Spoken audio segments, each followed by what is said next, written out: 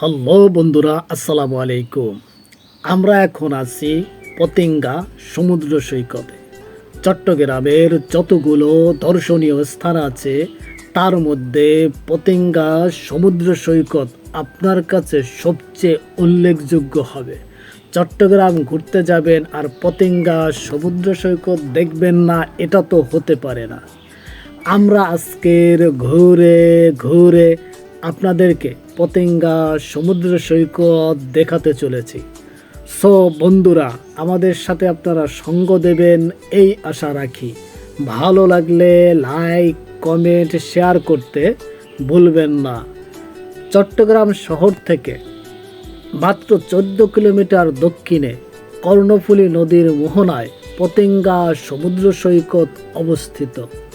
কংক্রিটের ব্লকে বাঁধা, সাগরে স্পিরিট বোট, হর্স বাইকিংয়ের সুযোগ, পাশে শাহ আমানত শাহ আন্তর্জাতিক বিমানবন্দর।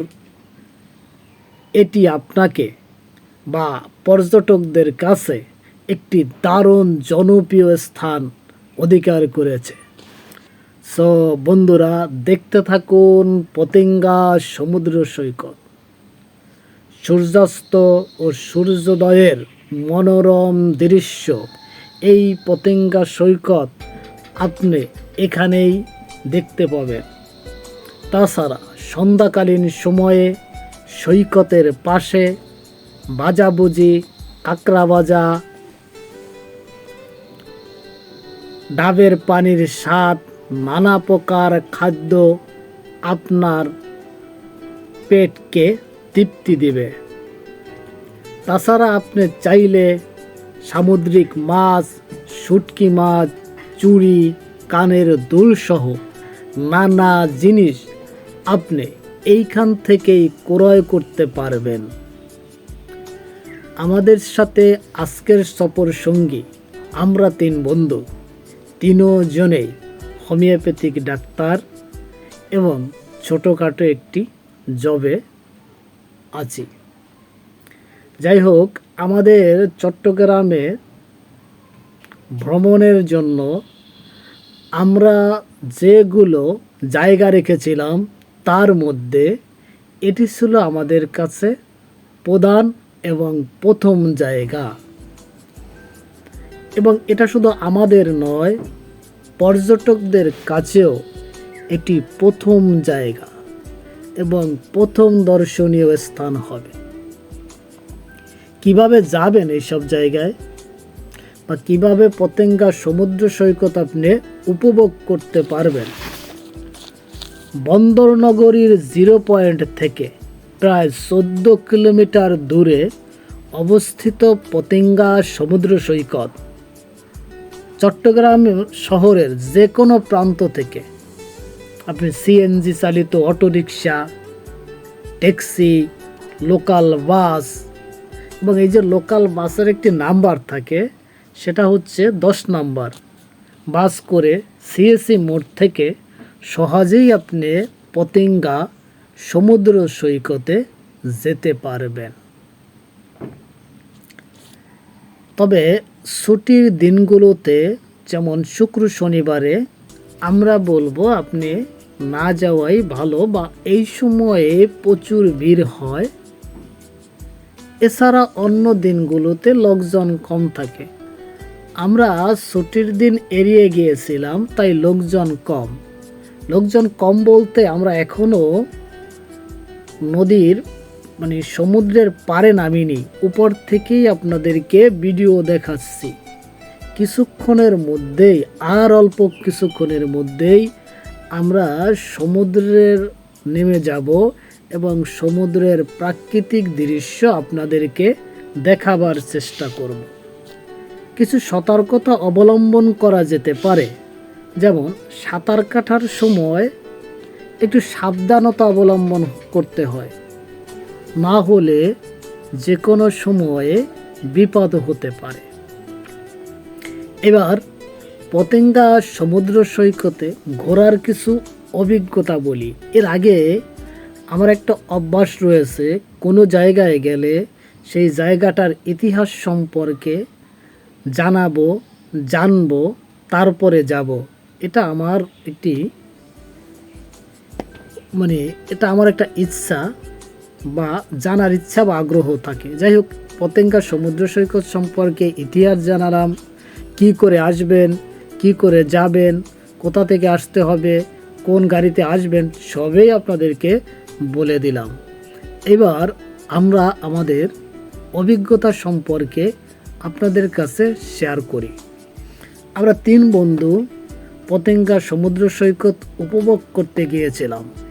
তো এক বন্ধুর একজন আপনজন এসেছিল, তাকে নিয়ে একটা হোটেলে ঢুকেছিল খাবারের জন্য। তো এই সময় আমি সন্ধ্যা হয়ে যায়, সূর্য অস্ত যাবে, এই সময় দৃশ্যটা একটি অসাধারণ দৃশ্য থাকে, যেটা দেখার জন্য আমি বললাম যে আপনারা খাবার সারেন, সন্ধ্যার ভোজন সারেন, আমি এই ছবিগুলো তুলে নেই বা এখানে যে এসেছি তার সাক্ষী হতে চাই। তো এই অবস্থায় আমি বিভিন্ন জায়গায় ঘুরলাম, দেখলাম কোন কোন দোকান আছে, কত পর্যটক এসেছে, কি কি দৃশ্য আছে, এই সব সম্পর্কে। এই অবস্থায় আমি তাদেরকে আর খুঁজে পাচ্ছিলাম না, এবং যেখান থেকে আমি হাঁটতে শুরু করেছিলাম সেই জায়গাটাই খুঁজে পাচ্ছিলাম না। বারবার আমার কলিগরা ফোন দিয়েছিল, দুশ্চিন্তা ছিল, উদ্বিগ্ন ছিল। তা আমিও একটু টেনশনে ছিলাম যে অচেনা জায়গা, জীবনের প্রথম এসেছি, কি করে যাব, বা তাদের আবার এদিকে আমার এক বন্ধুর মোবাইল ফোন বন্ধ হয়ে যাবার পালা, সেও খুঁজতেছিল, একটা উদ্বিগ্ন, এনজাইটি, উৎকণ্ঠায় ভুগতেছিল। শেষে আর কি করব, তো একজন পুলিশকে জিজ্ঞাসা করলাম, সে বলল, ভাই এটা আমি বুঝবো না, চিনি না। আমি কয়েকটা জায়গায় গেলাম এবং এমন একটি জায়গায় গিয়ে পৌঁছাইলাম, আমি সত্যি ভয় পাই খুব কম, ভয় লাগেও খুব কম, কিন্তু এমন একটি জায়গায় গিয়ে পৌঁছালাম তখন সত্যিই ভয় পেয়েছিলাম।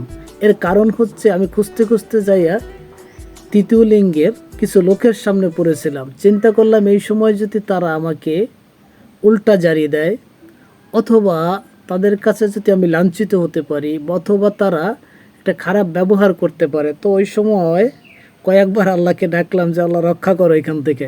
তো শেষে যাই হোক, তাদের কাছে তেমন কিছু সমস্যা হয়নি এবং চলে এসেতে পারছিলাম ঠিক মতোই। এখন আমরা আছি পতেঙ্গা সমুদ্র সৈকতে, একদম সমুদ্রের পাড়ে, বালুময় তীরে। দেখেন কি পরিমাণ লোকজন সমুদ্র সৈকতের কাছে চলে এসেছে এই দৃশ্য দেখার জন্য, গোধূলি লগ্নের দৃশ্য দেখার জন্য। এখানে অসংখ্য পর্যটক আসে এবং এইখানকার দৃশ্যটা সত্যিই আমি বোঝাতে পেরেছি কি না জানি না, কিন্তু অত্যন্ত মনোরম পরিবেশ এবং দেখার মতো একটি জায়গা। এখানটায় আমরা এখন নামতেছি, নেমে সমুদ্রের কাছাকাছি চলে যাব। আমরা এখানকার মানুষের কাছে জিজ্ঞাসা করেছিলাম যে পর্যটক কীরকম হয়। তারা বলল যে ভাই আপনারা আজকের ছুটির দিন ব্যতীত এসেছেন তাই একটু কম আছে, কিন্তু যেদিন ছুটির দিন থাকে, ঈদ কোরবানির সময় থাকে, তখন উপচে পড়া ভিড় থাকে। জিজ্ঞাসা করলাম আপনাদের বেচা কিনা কেমন হয়? বলল বেচা কিনা আমাদের ভালো হয়, যেদিন লোকজন বেশি হয়, পর্যটক বেশি হয়, সেদিন আমাদের আশাতীত বেচা কিনা হয়। তো এইখানে আমরা দেখলাম যে অসংখ্য লোকজন এসে পড়েছে। তো এই অবস্থায় আমাদের বন্ধুদেরকে খোঁজাবার চেষ্টা করেছিলাম এবং তাদের জানার চেষ্টা করেছিলাম যে কোন জায়গায় আসে।